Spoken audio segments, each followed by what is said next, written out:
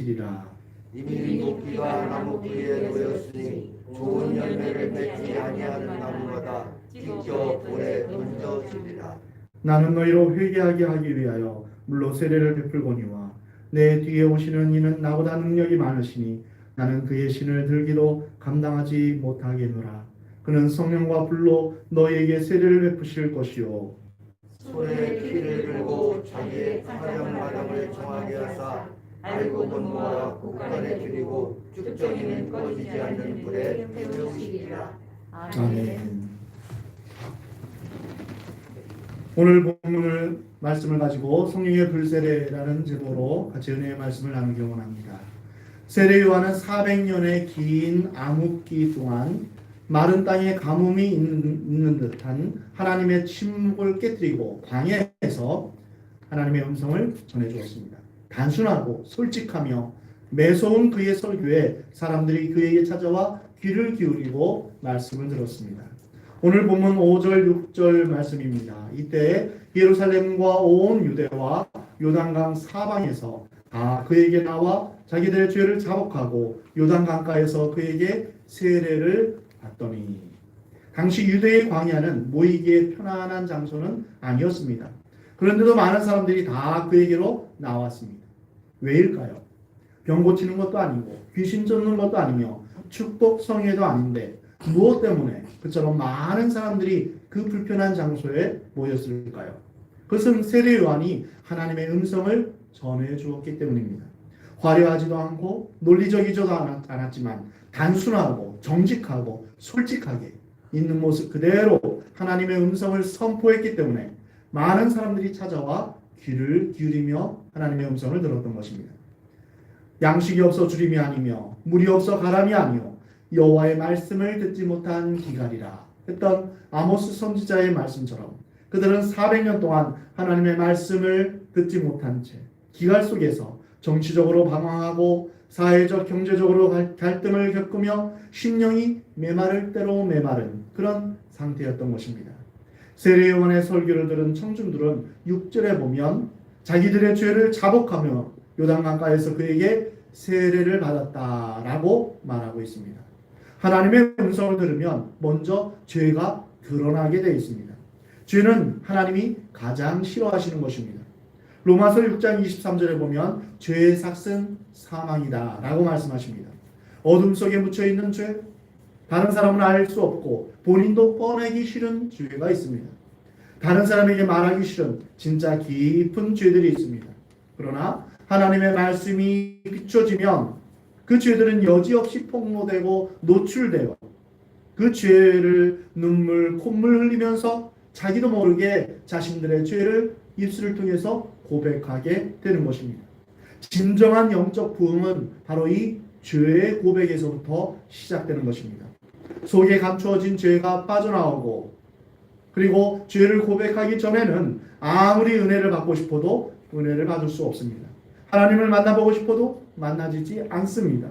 그러나 하나님의 말씀이 비추어지면 누가 지적한 것도 아닌데 빛 앞에 어둠이 물러가듯 숨겨진 죄들이 모두 드러나게 되어 있습니다.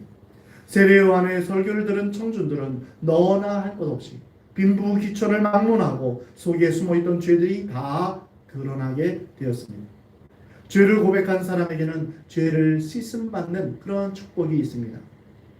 속에 숨어있던 죄들이 다 드러나면서 그 죄가 용서받는 것입니다. 상처는 노출되어야 치료됩니다. 환자가 아픈 증상을 감추고 말하지 않으면 치료받을 수가 없습니다. 이 말은 곧 죄 때문에 고민하고 방황하고 몸부림치는 것은 바로 치료받을 가능성이 있다는 것입니다. 문제는 죄를 짓고도 무감각해진 것입니다. 나병은 코가 떨어지고 손가락이 떨어져 나가도 아무런 감각이 없다고 합니다. 제일 무서운 것은 죄에 대해서 무감각해지는 것입니다. 죄가 노출되면 씻음받을 수 있습니다. 이것이 세례입니다. 그러나 죄를 고백하지 않고 죄 씻음받은 경험이 없이 세례를 받으면 감격이 없습니다. 세례의 의기가 오면 성만찬의 의기가 옵니다. 진정으로 구원받지 못한 사람들이 어찌 성만찬에 감격하며 십자가 앞에 눈물을 흘릴 수 있겠습니까? 회개 없이 세례받고 진정한 세례에 참여한 일 없이 성만찬을 받기 때문에 신앙생활을 스스로 무시하고 포기할 만큼 아무것도 아닌 것으로 만들게 되는 것입니다. 오늘 본문의 세례 요한의 설교의 열매는 참된 회개와 참된 세례로 나타납니다. 여기에서 진정한 그리스도인들의 삶이 시작되는 것입니다. 근데 오늘 7절에 보면 무리 속에 바리새인들과 사두개인들이 함께 왔다라고 기록하고 있습니다. 바리새인들은 누구보다도 율법을 잘 지키기 위해 헌신한 사람들입니다. 율법의 형식과 의식을 아주 중요하게 생각했고 육체의 부활과 천사의 존재도 믿었습니다. 자기들보다 율법을 더 잘 지키는 사람이 없다는 생각 가운데 철저하게 종교적이었지만 그러나 자기들만이 하나님을 제일 잘 믿는다는 오만과 교만에 빠져 있었습니다. 또 한 부류인 사두개인들은 제사장 그룹이며 정치적인 권력을 가지고 있었습니다.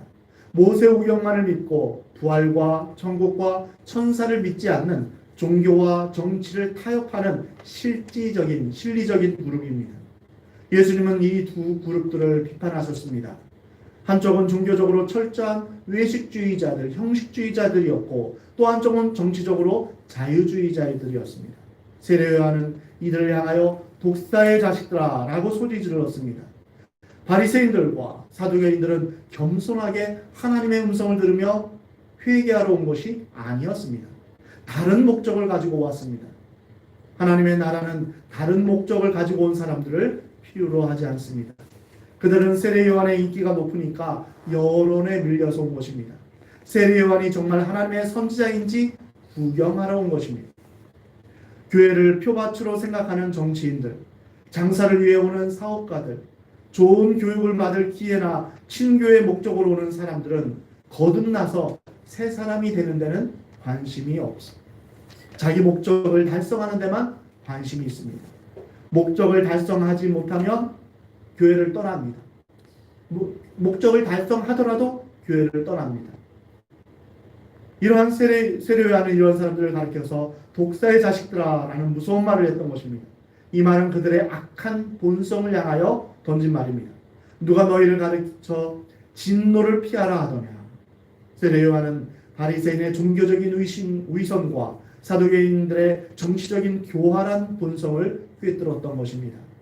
교회는 한 사람이라도 진정으로 거듭나고 변화된 사람이 필요합니다. 아멘. 이러한 사람들이 세상을 변화시킬 수 있습니다. 아멘. 교회는 죄를 회개하고 회개에 합당한 열매를 맺는 일에 관심을 가져야 합니다. 오늘 본문 말씀 마태복음 3장 8절에서 세례 요한은 이렇게 말합니다. 그러므로 회개에 합당한 열매를 맺고. 그렇습니다. 본질이 바뀌어야지 껍질이 아무리 바뀌어도 소용이 없습니다. 옷을 바꿔 입는다고 해서 화장을 바꾼다고 해서 그 사람이 바뀌는 것이 아닙니다. 본질이 문제입니다. 속사람이 변화되어야 됩니다. 누가복음 3장 10절에서 세례 요한의 이 불같은 메시지를 듣고 사람들이 질문합니다. 그러면 우리가 무엇을 하리이까? 이것은 회개에 합당한 열매가 무엇입니까? 이런 질문입니다. 이때 세례 요한이 유명한 대답을 합니다. 옷 2벌 있는 자는 옷 없는 자에게 나눠줄 것이요 먹을 것이 있는 자도 그렇게 할 것이다. 이 말을 들은 세리들은 질문합니다. 선생이여, 우리는 무엇을 하리까? 부가 된 것 외에는 거두지 말라. 이 대답은 여러 직업에 다 적용되는 말입니다. 받을 것만 받고 횡령하지 말라는 것입니다. 그랬더니 군인들이 자신들은 어떻게 하느냐고 물었습니다. 다른 사람에게서 강탈하지 말며 거짓으로 고발하지 말고 받는 급료를 족한 줄로 알라. 다른 사람의 돈을 억지로 빼앗지 마라. 힘으로 권력을 갖지 말라. 힘으로 착취하지 말라는 뜻입니다. 이 말도 모든 사람에게 다 적용되는 말입니다. 얼마나 놀라운 말씀입니까? 사도 바울은 회개하고 하나님께로 돌아와서 회개에 합당한 일을 하라라고 말씀하십니다. 사도 요한은 누구든지 하나님을 사랑하노라 하고 그 형제를 미워하면 이는 거짓말하는 자니 보는 바 그 형제를 미워하지 사랑하지 아니하는 자는 보지 못하는 바 하나님을 사랑할 수 없느니라. 보이는 형제를 사랑할 수 없는데 어떻게 보지 못하는 하나님을 사랑할 수 있겠느냐 하는 말입니다. 행함이 없는 믿음은 그 자체가 죽은 것입니다. 회개에 합당한이라는 말은 회개의 무게와 가치에 상응하는 행동을 하라는 것입니다. 지적으로는 죄를 인정하는 것입니다. 그리고 감정적으로는 죄에 대해서 애통해하는 것입니다. 그리고 의지적으로 죄에서 돌이키는, 그래서 구체적으로 이제 회개에 합당한 열매를 맺는 행동을 하는 것입니다. 이것이 바로 회개에 합당한 일을 행하는 것입니다. 성령에서 회개는 하나님이 주시는 은혜의 선물입니다. 회개는 자기가 하는 것이 아니라 성령이 임하셔야 됩니다. 아무리 자기가 회개하고자 해도 무엇부터 해야 될지 모를 때가 있습니다. 그래서 성경에 혹 하나님이 그들에게 회개함을 주사 진리를 알게 하실까 하며 라고 했습니다. 하나님께서 회개할 기회를 주실 때 회개하는 여러분 되시 바랍니다. 기회는 다시 오는 것이 아닙니다. 우리에게 다음과 같은 질문을 받을 수 있습니다. 너는 너의 죄를 버리고 천국으로 가겠는가? 아니면 너의 죄를 가지고 지옥으로 가겠는가? 하나님의 회개 사인이 건강으로 올 수도 있습니다. 환경으로 올 수 있습니다. 또 심리적인 현상으로도 올 수 있습니다. 우리에게 있는 이 어려움과 갈등을 회개의 기회로 삼아야 합니다. 세례요한은 바리새인들과 서기관들이 오해하는 것을 말해줍니다. 오늘 본문 9절 말씀입니다. 속으로 아브라함이 우리 조상이라고 생각하지 말라. 내가 너희에게 이르노니 하나님이 능히 이 돌들로도 아브라함의 자손이 되게 하시리라. 바리새인과 사두개인들은 자신들이 구원받는 것을 당연하다고 생각했습니다. 세례요한은 이런 상식을 뒤흔들어 놓았습니다. 이것은 두 가지를 의미합니다.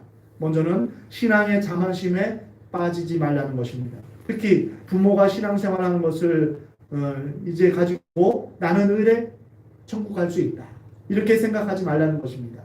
모태신앙으로 나는 어렸을 때부터 신앙생활 했으니 부모님이 신앙을 잘 하고 있으니 나는 의뢰 천국에 갈 수 있다 이렇게 생각하지 말라는 것입니다. 아내가 예수님을 잘 믿는다고 남편이 자동으로 천국에 가는 것이 아닙니다. 아브라함의 자손이라고 착각하면 안 됩니다. 신앙의 가정에 머물고 있는 것이 구원의 표시가 아닌 것입니다. 두 번째로는 하나님께서 우리를 사용하시는 것을 감사하라는 것입니다. 우리가 잘나서 하나님께서 사용하시는 것이 아닙니다. 우리를 사랑하셔서 사용하시는 것입니다. 아브라함의 자손이라서 나를 사용하시는 것이 아니라 나를 너무 사랑하시기 때문에 죄와 허물 가운데 있음에도 불구하고 하나님이 나를 사랑하시고 구원하신다는 것입니다.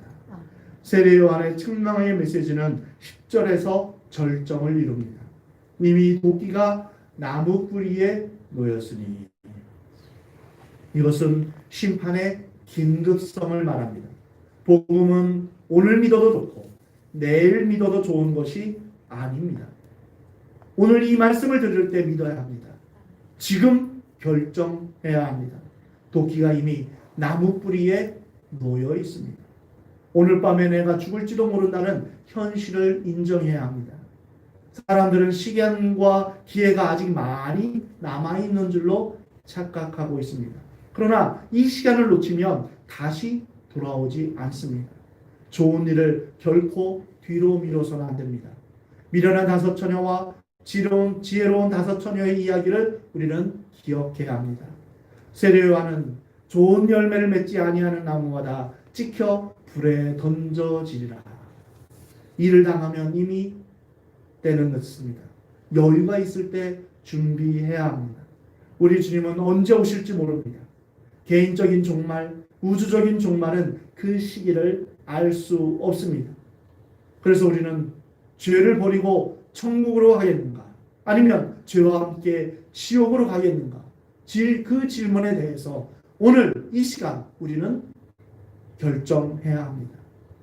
주의 약속은 어떤 이들이 더디다고 생각하는 것 같이 더딘 것이 아니라 오직 주께서는 너희를 대하여 오래 참으사 아무도 멸망하지 아니하고 다 회개하기에 이르기를 원하시느니라. 그러나 주의 날이 도둑같이 올 것이다 라고 말씀하십니다. 세례요한이 마지막으로 우리에게 전하는 메시지는 예수 그리스도이십니다. 오늘 보면 11절 말씀입니다. 나는 너희로 회개하게 하기 위하여 물로 세례를 베풀거니와 내 뒤에 오시는 이는 나보다 능력이 많으시니 나는 그의 신을 들기도 감당하지 못하겠노라. 그는 성령과 불로 너희에게 세례를 베푸실 것이다 라고 말씀하십니다. 여기서 세례 요한은 자신이 예수님의 종보다 더 못한 위치에 있다고 고백합니다. 그 당시에 다른 사람의 신을 드는 것은 종이었습니다. 세례 요한은 자기를 가리켜서 예수님의 신을 들기도 감당하지 못할 자다라고 고백하고 있습니다. 그러면서 예수님은 불과 성령으로 세례를 주실 것이다. 그래서 내가 줄 세례는 진짜 오실 그분의 세례를 위한 라고 말합니다. 그러면 성령 세례와 불 세례는 무엇입니까? 이것은 구약의 말씀을 인용한 것인데 성령 세례는 요엘 2장 28절 29절을 인용한 것이며 불 세례는 말라기 3장 2절부터 5절 말씀을 인용한 것입니다. 세례 요한은 우리에게 회개의 세례, 물 세례를 주려 왔지만 우리가 진짜 받아야 될 세례는 성령 세례, 불 세례입니다. 요엘서 2장 28절 29절에서 성령 세례를 이렇게 표현합니다.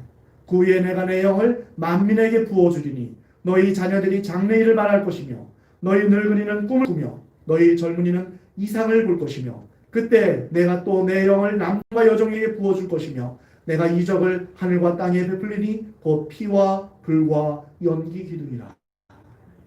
성령이 임하시면 이런 역사들이 일어납니다. 성령 하나님은 우리를 진리 가운데로 인도하시며 우리를 거듭나게 하시며 우리를 변화시켜 주시는 하나님의 영이십니다. 이 성령은 바로 예수 그리스도의 영이십니다. 예수님의 숨결처럼 영으로 내 안에 들어오시는 분이 바로 성령 하나님이십니다. 예수 그리스도께서 이 땅에 오셔서 33년의 생애를 사시고 십자가에 돌아가시고 부활하셨습니다. 이 예수님이 영이 되셔서 우리 안에 오시는 것입니다. 이것이 바로 성령 세례입니다. 누구든지 성령이 아니고서는 예수를 주라 고백할 수 없다라고 말씀하십니다. 우리가 예수님을 향하여 주님이라고 고백할 수 있는 것은 바로 성령님이 우리 안에 계시기 때문입니다. 그리고 성령으로 충만한 그런 사건, 불세례는 오순절에 불의 혀처럼 갈라지는 것이 그들에게 보였다고 한 그 사건입니다. 말라기에서 보면 이 불은 영적인 정결함과 거룩함을 나타냅니다.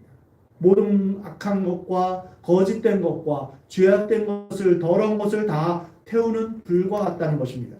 이것은 구원받은 성도들에게 임하시는 하나님의 방법입니다. 불 자체가 아니라 불처럼 보이는 것입니다. 이 불은 태우는 것이요 깨끗하게 하는 것입니다. 성령 세례나 불 세례는 같은 의미입니다. 바로 성령께서 내 안에 오시는 것을 말합니다. 여러분 성령 세례를 사모하시기 바랍니다. 아멘. 불 세례를 사모하시기 바랍니다. 아멘. 우리 인격 속에 성령의 바람이 불어야 새로워질 수 있습니다. 아멘. 새해가 되었다고 시간이 지난다고 새로워지는 것은 아닙니다. 누구든지 그리스도 안에 있으면 새로운 피조물이 되는 것입니다. 예수 그리스도의 영이 우리 안에 거하실 때 우리는 비로소 새로운 사람이 되는 것입니다. 어떤 사람은 성경을 읽을 때 가슴이 뜨거워지고 자기도 모르게 눈물이 쏟아진다고 합니다. 웬일이죠? 모를 어떤 힘이 자기를 사로잡는다고 합니다. 이것이 바로 성령의 바람이 부는 것입니다. 제가 대학교 1학년 때 성경을 묵상하다가 울음이 터지고 말았습니다. 예수님의 죽으심이 다른 사람이 아닌 나를 위해 죽으셨다는 이 생각을 하니까 오열을 하며 내 죄에 대한 심각성을 깨닫고 통곡을 하였습니다. 그리고 주를 위해 주의 복음을 위해 살기로 결단하며 선교지로 가게 되었습니다. 그곳에서 이제 중국인들과 함께 성경 공부를 하는데 내 마음 가운데서 이 친구들을 사랑하는 마음이 충만해지는 것을 느꼈습니다. 이것 역시 제 힘으로 한 것이 아닙니다. 바로 성령님께서 하신 것입니다. 그들이 변화받고 복음을 위해 산다고 하는 그 소식을 들을 때마다 주님께서 역사하시는구나 라는 것을 깨닫게 됩니다. 또한 이곳에 교회를 세우고 예배당을 건축하는 모든 과정 가운데 하나님의 도우심과 하나님의 인도하심을 경험하게 되었습니다. 또한 성도님들이 한 분, 두 분 오시며 또한 여기에서 예수님을 믿고 세례를 받고 또한 하나님을 믿게 되는 변화되는 그러한 모습들을 보면서 하나님께서 함께 하시고 하나님이 역사하시는구나. 성령님이 함께 하시는구나. 이것을 깨닫게 되는 것입니다. 이것은 저의 힘이 아닙니다. 이것은 온전히 하나님의 능력입니다. 성령께서 함께 하시지 않으면 가능하지 못하는 일입니다. 우리의 삶 가운데 성령의 바람이 불어야 합니다. 바람이 안 불면 모릅니다. 근데 바람이 불면 옷깃도 날리고 머리카락도 흐트러집니다. 이렇게 하면 이제 우리가 바람이 분다는 것을 알죠. 이와 같이 성령의 바람이 우리의 마음 가운데 역사해야 됩니다. 회개하지 않으면 견딜 수 없는 마음이 생기기를 기도하시기 바랍니다. 성령께서 내 마음과 생각을 움직여 주셔서 내 죄를 온전히 깨닫게 해주시고 하나님 앞에 온전히 정결하고 거룩하게 되기를 사모하는 그런 마음이 생기기를 기도하시기 바랍니다. 나아가서 복음을 외치지 않으면 견딜 수 없는 뜨거움을 달라고 기도하시기 바랍니다. 그대로 두면 지옥에 떨어질 나의 사랑하는 가족들, 친구들, 이웃들, 그들을 불쌍히 여기는 하나님의 마음을 달라고 기도하시기 바랍니다. 신앙은 머리로만 믿는 것이 아니라 심령으로 거듭나는 것입니다. 율법으로 이것을 해야 되고 저것을 해야지 말아야 된다 하는 행동 강령이나 규범으로 믿는 것이 아닙니다. 이것 해야 되고 저것 해야 되고 이것 하지 말아야 되고 저것도 하지 말아야 되고 이것이 신앙생활이 아닙니다. 바로 은혜를 체험해야 됩니다. 십자가를 경험해야 하는 것입니다. 하나님의 통치 아래 순종하는 것입니다. 성령으로 충만하기를 우리가 기도하며 주님 앞에 나아가야 되는 것입니다. 주의 성령께서 내 마음과 생각을 다스리시며 나를 인도하시고 또한 나를 주관하시기를 매일 매 순간 하나님 앞에 기도하며 살아가야 되는 것입니다. 이렇게 성령 체험 불세례를 여러분 간절히 사모하며 사시기를 바랍니다. 이것이 주 예수님이 내 안에 들어오시고 나를 다스리는 사건입니다. 성령 체험 불세례가 우리 가운데 있으며 또한 주님이 나와 함께 동행하는 그 삶이 나의 삶 가운데 온전히 임하기를 우리는 간구해야 됩니다. 성령과 불로 거듭나서 성령께서 주관하시는 놀라운 삶을 누리시는 여러분 되시기 바랍니다. 우리가 새해 받을 수 있는 최고의 복은 하나님과 동행하는 삶입니다. 성령께서 우리의 삶을 이끄시는 삶입니다. 성령으로 충만한 삶이 우리에게 있어서의 최고의 선물입니다. 세례 요한은 이와 같이 우리를 깨워줍니다. 오늘 본문 12절 말씀입니다. 손에 키를 들고 자기의 타작마당을 정하게 하사 알곡은 모아 곳간에 들이고 쭉정이는 꺼지지 않는 불에 태우시리라. 우리의 신앙을 점검해 보아야 합니다.